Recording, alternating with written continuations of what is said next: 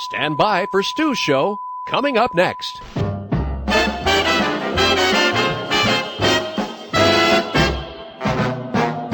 From Chatsworth, California, Shocus Internet Radio presents Stu's Show.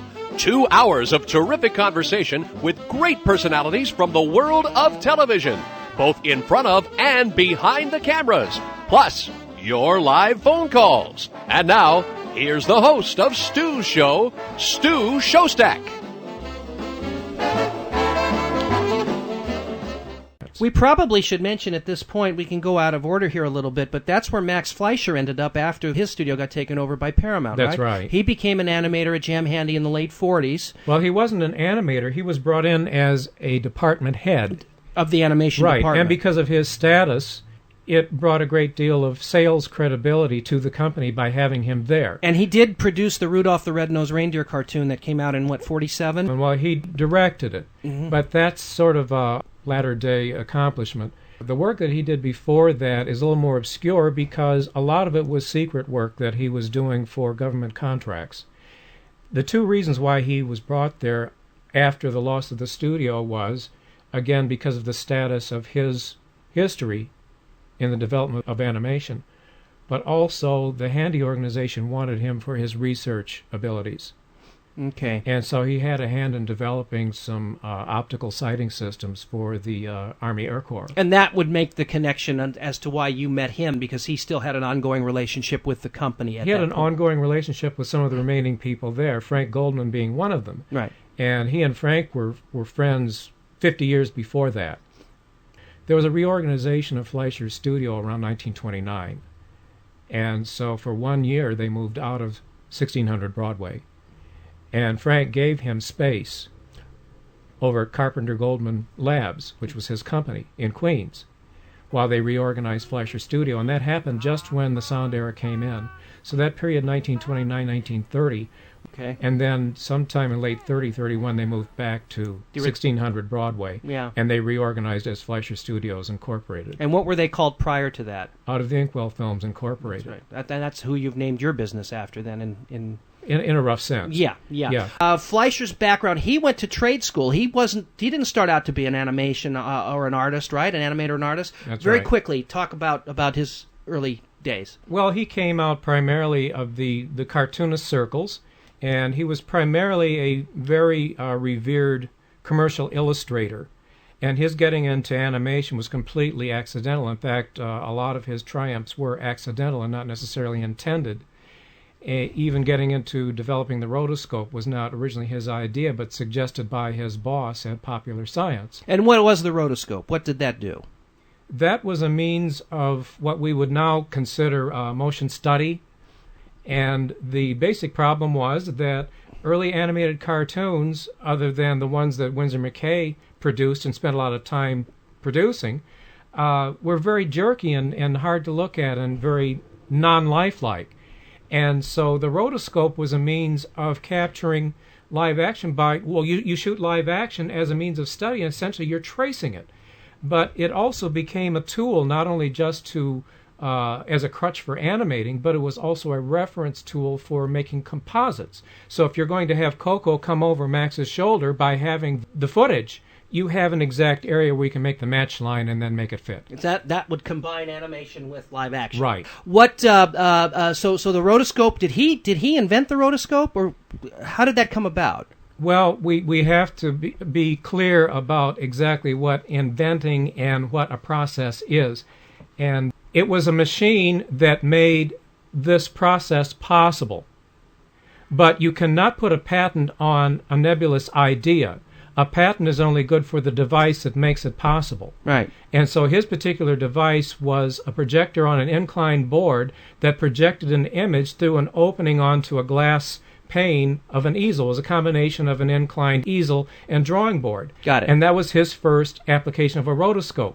But you can do the same thing by projecting the film in any other configuration, accomplish the same thing. Okay. The interesting thing is that there is no reference to the term rotoscope in the original patent application. Wow, that's amazing. And incredible. And you're live on Shocus Internet Radio. Hi. Hi, this is David from Florida. Hello. Oh, it's our Air Force buddy. How you doing, David? I'm fine. How are you this fine evening? Good. What's your question for Ray tonight? Well, I just wanted to ask, since I've read his posts on Jerry Beck's forum and on the Toon Zone forum about the history of the Fleischers and all that. And For how long have you been reading that? I've been posting those for years. I've read them for as long as I've been a member. That's been a while. Okay. But do you think you would ever write a book about all this? Since you seem to be incredibly knowledgeable about all this, and I know those internet postings, they might not last forever. And I think, especially when you get into the later years of the Fleischer studio and the possibility of some kind of dirty pool on the part of Paramount and the takeover of the studio. Yeah, we're hopefully going to get to that. Let me tell you something, David, before Ray ponders the answer. Ray did a 90-minute documentary on the Fleischer studio that has never been released, and he gave me a rough cut of it, and it is fabulous. And I am going to second what David says. Have you thought about doing a book? There have been a couple of books out. So I read the Leslie Cabarga one, but, once it got into towards the end, it kind of glossed over a lot of stuff. It said, Paramount took over the studio in 1942 in a move that was possibly illegal, and that was it. Look at the acknowledgments. But So to partially answer your question, that's one of the reasons why there are certain things in certain chapters and why at a certain point some of the information starts to get watered down. Oh, is that because you only contributed partly to the book? Is that what you're saying? Partly that, and partly because there were certain details that just were not, in all fairness, available at that time, or because of that particular point in time, this information could not be released publicly. We've since passed that point. That's right. And the reason you never pursued this was financial reasons, right? You couldn't. Oh, I pursued it. Oh, you did. I got so far as going to AMC when they were still a good movie channel. That was in June of 2000. And I had my meeting with Alice Peck in New York, and they were all set because I gave them a 30-minute condensed version of it. And they were all set, and they said they were very interested because at that time they were running the Betty Boops and Screen Songs, and it would tie in with their programming. And the following week, AMC was sold, and she was gone. Yeah.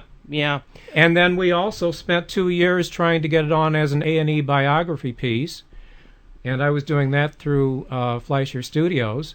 And then they had a change of administration over there, and we got so far as actually having a 2-hour block budget.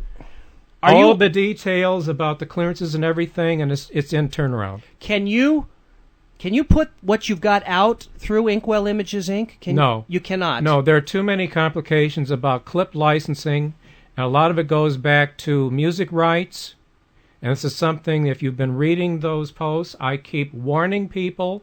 Do not assume that these things are in the public domain, especially from the sound era, because if they used a lot of published music, 95% of the time that music is still under a valid copyright, and there are technicalities that control the master soundtrack rights on that film that sustain the copyright. Wow. That comes from the law office of the companies. Yeah, if you don't write a book, you should be a lawyer, okay? But back to David's question. Have you considered writing a definitive book on the Fleischer Studios? It comes up every once in a while, but I'm so involved with doing the DVDs that I don't have the time to do it. So, David, until that happens, you just have to listen to Ray here, because we'll cover everything that he would put in the book here, I'm assuming. All right, David. So just hang in there. Maybe something will come along to push Ray along into doing it, because I think he could certainly do the definitive book, and I think you'll agree with me. Oh, I do. Beginning in the 1930s, Popeye the Sailor was a box office champion, more popular than Mickey Mouse. And Betty Boop was the queen of the animated screen. In the 1940s, Superman sent animation soaring to new heights that continue to amaze and inspire. These icons were the product of the great Fleischer Studio and its founder. Now, after 40 years, the full story is told in the exciting new book, The Art and Inventions of Max Fleischer, American Animation Pioneer. Author Ray Pointer has penned a documentary in book form that has people talking.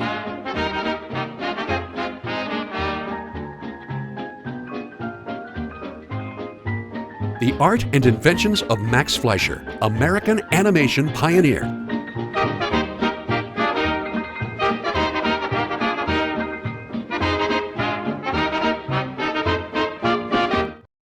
So, Max, his first cartoons, did he work for the Bray Studios? Is that when he got his start? That's right. When Bray shut down, that's when Fleischer started his Inkwell productions. Well, Bray didn't completely shut down. They started to consolidate some of their departments, and they started to get out of theatrical production. Mm-hmm. Although Walter Lantz came over there and continued their theatrical cartoon division until the end of the 20s, and then they completely got out of that altogether. Mm-hmm. But a lot of the major pioneers, including Paul Terry, had gone through there, and they all pretty much left around the same time. Terry had left a little bit earlier. He was there 1 year. Mm-hmm. Mm-hmm. And fortunately for those people, they did not have the contractual binds that you would have today, where when you create a character for this series, for this company, that they own your character. These guys were able to take their characters and go in their own ways. And that's what Max did. That's what Max did. Did Max have that Coco character prior to Inkwell Productions, or did he just do generic cartoons for Bray? Well, actually, Out of the Inkwell did not officially get started in production until 1918. The first one started to come out just as we got into 1919. Mm-hmm. But Max was there as early as 1916. And the start of the series was delayed by World War I. And so he was placed in charge of doing training films for the Army. Even back then they did training films Oh, yes. for World War I. I did not know that either. And you're live on Showcase Internet Radio. Hello. Hi, this is Tom Stathis, Hi, Tom. Where are you calling from? Flushing, New York. Flushing, Tommy, New York. I finally hear from you. Oh, is this an acquaintance of yours? Well, he's almost like a protege to me. Oh, very good. What's your question if you already know Ray, Tom? Oh, yes, absolutely. Let me first second everything that has been said about Ray's DVD work. Wonderful and fantastic. And it's just fabulous that someone else is out there saving early animation history. Absolutely, and in such fine condition, too. I mean, he painstakingly restores this stuff. It is beautiful. It puts my stuff to shame. Go ahead.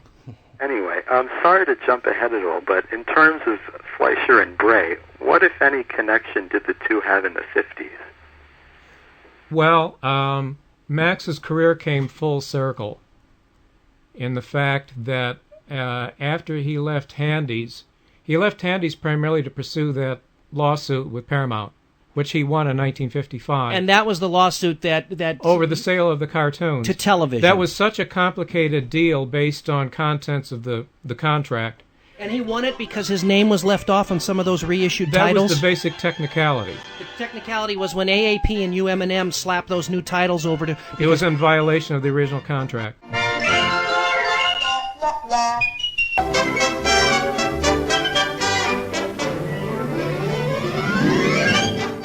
And that's how he won it. So that's how he won on that technicality. Do you know what he was paid? It was around $2,750,000. Oh, good for him! I love it when the little guy whips the big guys like that. Go ahead. Well, they were sold for some $1 million. Well, so half of it went to Max. Then that's great. Yeah. Go ahead. Yeah. So what was the connection? So his returning to Bray was because they were old-time friends, and actually it was Bray who recommended him for his commercial art job that sent him to Boston for 2 years.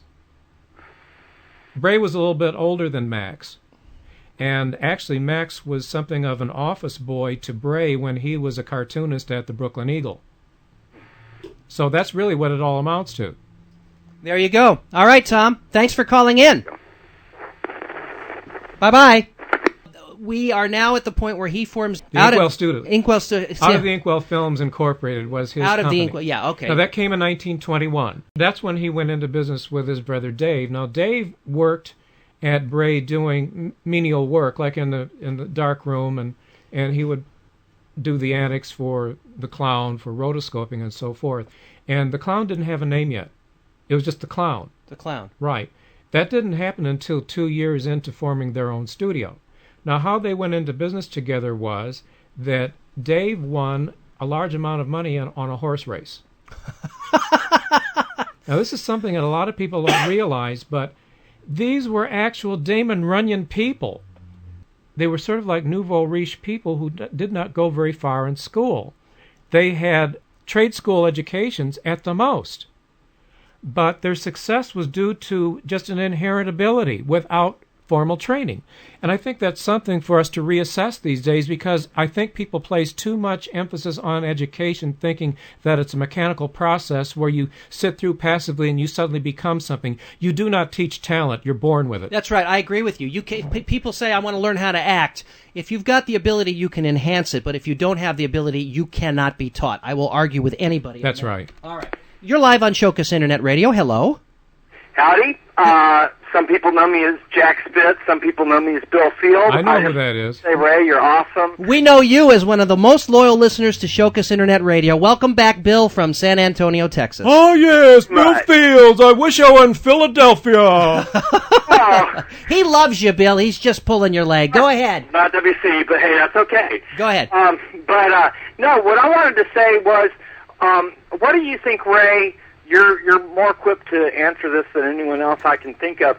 What do you think Max's main contribution was besides his animated films? Would you say it was rotoscoping? Would you say it was any of the, number of contraptions he came up with to get the animation right? Or what would you say, other than the films themselves, his greatest contribution was the animation? Stereo optic, maybe? Well, I think you pretty much covered all of those things, because, yes, he was a pioneer, and when these things started, nothing existed. So you had to invent everything. And everything that was in their studio was developed by him, right down to the cameras. Now, seeing them, they weren't as efficient as what later models would have been, but you've got to keep in mind that when these things started out, the equipment didn't exist and you had to invent it. Even right down to his very first things that he ever did experimentally, he rented a camera and it didn't have a proper shutter, and so every time he advanced the film to make an exposure, he had to keep capping and uncapping the lens for each exposure. There was no such thing as an animation camera with a controlled shutter and all that sort of thing. All these things had to be figured out. And that's another thing to his credit that a lot of people don't understand. Far above and beyond what Disney was. I mean, not to sell Disney short for what he did. I'm just saying Max is almost like an Einstein of animation in a sense because of all his contributions. And he was technically and mechanically and artistically inclined in such a way that you think of almost a Frank Lloyd Wright or someone of that caliber as far as what he was able to do. Have a great night, Ray. Thanks for all your contributions. Thanks for Bill, calling, Bill, we appreciate the phone call as always. It's great to hear from you. Thanks for calling. You are now listening to a talking moving picture. He hooked up with Lee DeForest, Right. who is a man who invented sound on film, and the studio heads and the theater people were not savvy enough to go with what would eventually become the norm. So let's talk about this innovation, sound on film, that Lee DeForest created and how Max linked up with him and believed in that. Right. And then we're going to be out of time, so go. Well, first of all, it's a matter of timing. And DeForest launched this new technology too soon, simply because it came at a time when the film industry was just building up after the First World War, and the studio system was just in its infancy, where they were starting to acquire theaters. So when you think of it from an economic standpoint, when they're already trying to build on an economic structure that's based on silent films, why did they want to be burdened with yet another technological change when they're just getting started? Because the biggest change that occurred at this time was motorized cameras and projectors. Right, and this style of film that Lee DeForest developed, the sound on film, you had to have a special projector, right? The projectors that were running silent films could not pick up this optical track, right? Well, you had to have the reproduction equipment on that. You had to have the camera equipment, the sound equipment, and the projector. Well, it could be adapted to existing projectors, but this was the same thing even with Fleischer, and the fact that this is something that didn't exist before, so if it didn't exist, you've got to invent it. And then, too, there were limited theaters. The equipment had to be installed and so forth. So how they came together was that they had a company called Red Seal. And this was the partnership of theater magnate Hugo Riesenfeld, Max Fleischer, and Lee DeForest. And there was a chain of 36 theaters on the East Coast, and they continued expanding until about 1927, and they not got any further than Cleveland, Ohio, when the company went broke, just on the very verge of the talkie transition. But there they had the basic technology, which the industry ended up adapting on full scale within 3 years. This was not sound on disc, this was sound on film. And Max Fleischer did how many cartoons with Lee DeForest? That's where the Follow the Bouncing Ball cartoon started. Well, there were 36 song cartoons that were made between 25 and 27, and out of those, 19 of them were made as sound on film. Has anybody here seen